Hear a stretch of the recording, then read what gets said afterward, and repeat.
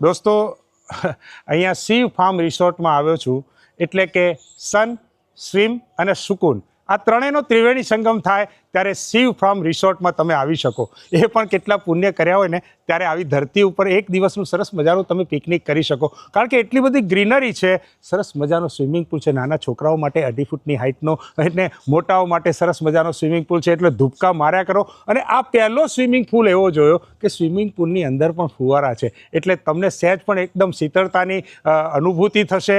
સરસ મજાનો અહીં આગળ એડવેન્ચર પાર્ક છે, એટલે છોકરાઓ બિંદાસ રમે, ખાલી તમારે ધ્યાન રાખવાનું છોકરાઓનું. અને પછી તમે સરસ મજાનું મસ્ત મજાનું લંચ લો. સવારે બ્રેકફાસ્ટ અને સરસ મજાની ચા મળી હોય, બપોરે સરસ મજાનો લંચ મળ્યો હોય, સ્વિમિંગમાં નાહ્યા હોય અને પછી આરામ કરવાની ઈચ્છા થાય સરસ મજાનો રસ ખાઈને, તો આવો તમને રૂમ બતાવું. અહીંયા હું તો એક દિવસની પિકનિક માટે આવેલો, પરંતુ આ રૂમ જોયા પછી એમ થયું કે ચલને એક નાઇટના પૈસા ભરી દઉં.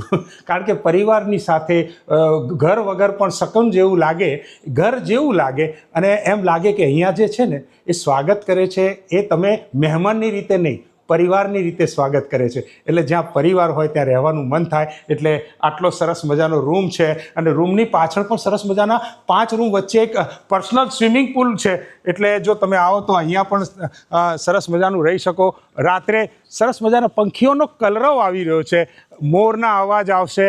તમને ગાર્ડનમાં જોશો તો અલગ અલગ પક્ષીઓ, જે નામ ના આવડે ને એવા પણ પક્ષીઓ જોવા મળશે. પાછું અહીંયા આગળ છે ને કાર્ટ છે, એટલે કે તમે અંદર ગાડીમાં બેસીને પણ ફરી શકો છો. સરસ મજાનો પાર્કિંગ એરિયા છે. એક વખત શિવ ફાર્મમાં આવશો ને તો તમે પડોશીઓને કહેશે કે એક દિવસ અમે સ્વર્ગનો અનુભવ કર્યો. કારણ કે એટલી સરસ લીલોતરી છે, સરસ મજાના ઝાડ પાન છે, સરસ મજાની લોન છે.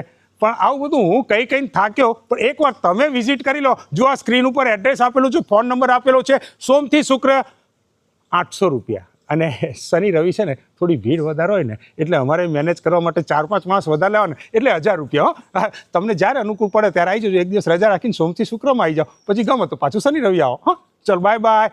હું થાક્યો છું એટલે સૂઈ જાઉં છું, આવતા નહીં રૂમમાં.